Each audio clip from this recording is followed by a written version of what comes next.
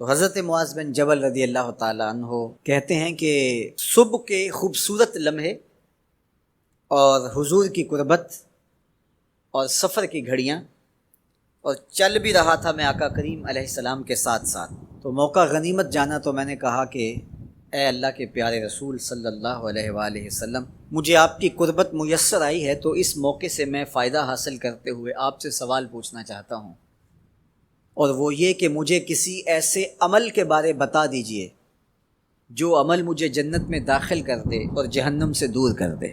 تو حضور علیہ السلام نے اس سوال پر ان کی تحسین فرمایا تو نے بہت بڑا سوال کیا ہے، اس کا جو جواب ہے کہ جنت نصیب ہو اور مجھے جہنم سے نجات ملے تو یہ اتنا آسان کام نہیں ہے، یہ بڑا مشکل کام ہے، لیکن جس پر اللہ آسان کر دے اس کے لیے مشکل نہیں ہے۔ یعنی جنت آسانی سے نہیں ملتی، جہنم سے بچنا بھی اتنا آسان نہیں ہے، بہت سارے گناہوں سے بچنا پڑتا ہے، لیکن اللہ جس کے لیے آسان کر دے اس کو نیکی کی توفیق دے دیتا ہے اور برائی سے اس کو بچا لیتا ہے۔ اگر تو چاہے کہ جنت میں جائے اور جہنم سے نجات ملے تو تمہیں اللہ پر ایمان بھی لانا پڑے گا، اور ایسا ایمان جس میں شرک کی آمیزش تک نہ ہو، اسی کی عبادت تیری زندگی کا مقصود ہو، اور نماز بھی ادا کرنا ہوگی، زکوٰۃ بھی دینا ہوگی، روزے بھی رکھنے پڑیں گے، اور تجھے حج بھی کرنا پڑے گا۔ جنت میں داخلے کے لیے یہ شرائط ہیں کہ تم یہ کام کرو گے۔ پھر ارشاد فرمایا میں تمہیں بھلائی کے دروازے ہی نہ بتا دوں؟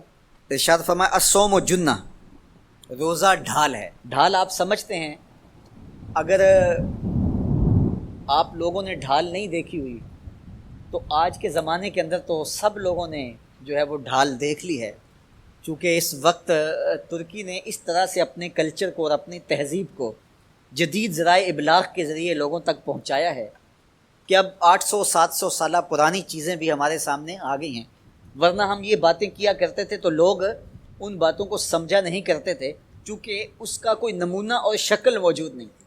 جب دشمن تیر پھینکے تو تیر سے بچنے کے لیے وہ لوہے کا پترا جو آگے کر دیا جاتا ہے، جو تیر کو اپنے اوپر روک لیتا ہے، اس کو عربی میں جنہ اور اردو میں ڈھال کہا جاتا ہے۔ تو آقا کریم نے فرمایا روزہ ڈھال ہے، تو گویا جہنم کی آگ سے بچانے کے لیے جو ہے وہ روزہ کام دے گا۔ والصدقۃ تطفئ الخطیئۃ، یہ گناہوں کو مٹا ڈالتا ہے، جس طرح کہ آگ کو پانی بجھا ڈالتا ہے، تو اس طرح جب صدقہ دیا جاتا ہے تو جو گناہ ہوتے ہیں وہ ایسے مٹتے ہیں کہ لگتا ہے یہاں گناہ تھے ہی نہیں۔ آگے ارشاد فرمایا رات کے پیٹ میں نماز ادا کرنا، یعنی تہجد کی نماز ادا کرنا۔ پھر حضور علیہ الصلوۃ والسلام نے یہ آیت پڑھی تتجافی جنوبہم عن المضاجع، ان کی کروٹیں بستروں سے الگ رہتی ہیں، خوف اور طمع میں وہ اللہ کو پکارتے ہیں اور وہ رات کو جاگتے ہیں، ان کی کروٹیں بستروں سے الگ رہتی ہیں، حتی بلغ یعملون، یہ آیت پڑھتے ہوئے آخر تک حضور نے تلاوت فرمائی۔ تو فرمایا جس طرح صدقہ آگ کو بجھا دیتا ہے، اس طرح پچھلے پہر کی نماز، تہجد کے سجدے بھی اللہ جل شانہ کے غصے کو ختم کر دیتے ہیں اور جہنم کی آگ کو مٹا ڈالتے ہیں۔ پھر حضور نے ارشاد فرمایا کہ میں تمام امور کی جڑ نہ بتا دوں کیا ہے؟ جتنے بھی معاملے ہیں اس کی جڑ ہی نہ بتا دوں؟ میں نے جھولی پھیلا کے کہا حضور کیوں نہیں، خیرات ڈالی ہے۔ تو حضور نے ارشاد فرمایا راس الامر الاسلام، سارے امور کی جڑ اور بنیاد سر اسلام ہے۔ اگر اسلام ہے تو عمل قابل قبول ہے، اور اگر اسلام ہی نہیں ہے تو پھر جتنے مرضی نیک عمل کرتے رہیں، جتنا مرضی پانی ڈالیں، جتنی مرضی کھاد ڈالیں، تو اگر جڑ ہی نیچے سے کٹی ہوئی ہے تو درخت ہو پائے گا؟ کبھی بھی نہیں ہو پائے گا۔ تو کہا جڑ اسلام ہے، اس لیے عقیدے کی صحت عمل کی قبولیت کی ضمانت ہے، تو تمام امور کی جڑ اور بنیاد اور سرا اسلام ہے، اور اس کا ستون نماز ہے۔ اور صحابہ نماز کے جس طرح پابند رخوگر تھے، تو وہ تاریخ کی روایات آپ دیکھ سکتے ہیں، آپ کو ایک صحابی بھی بے نماز نہیں ملے گا۔ وذروۃ سنامہ الجہاد، اور کوہان کی بلندی، چوٹی اسلام کی، وہ جہاد ہے۔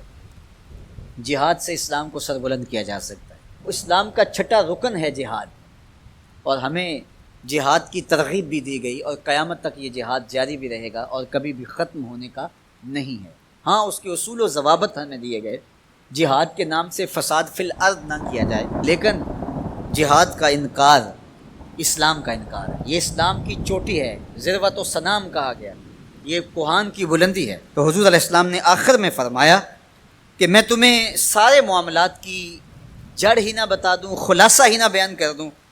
قل تو بلا یا نبی اللہ، میں نے کہا اے اللہ کے نبی کیوں نہیں؟ فاخذ بلسانہ، حضور نے اپنی مبارک زبان کو پکڑا، فقال، اور فرمایا، کف علیک ھذا، کہا اس کو روک لے، اس کو کنٹرول کر۔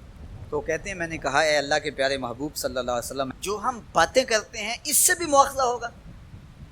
یعنی عمل پر تو پکڑ ہوگی، لیکن جو ہم زبان سے بات نکال دیتے ہیں تو کیا اس بات پر بھی مواخذہ ہوگا؟ تو حضور علیہ السلام نے ارشاد فرمایا کہ لوگ منہوں کے بل یا ٹھوڑیوں کے بل جہنم میں ڈالے جائیں گے، یہ ان کے بولے ہوئے بولوں کی وجہ سے، ان کی زبان کی کمائی کی وجہ سے ہوگا۔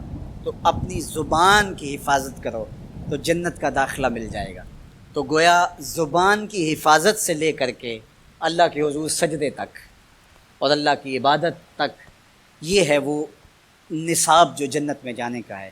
اللہ ہم سب کو 5 گانا باجماعت نماز کی توفیق دے، اللہ ہمیں توفیق حج کی نصیب کرے، اللہ ہمیں رمضان المبارک کے روزے رکھنے کی توفیقات سے مالا مال کرے، اللہ اپنی راہ میں جد و جہد اور جہاد کی توفیق سے مالا مال کرے، اور اللہ ہمیں ہماری زبان کی حفاظت کی توفیق دے تاکہ ہم خیر کی راہوں کے مسافر رہیں۔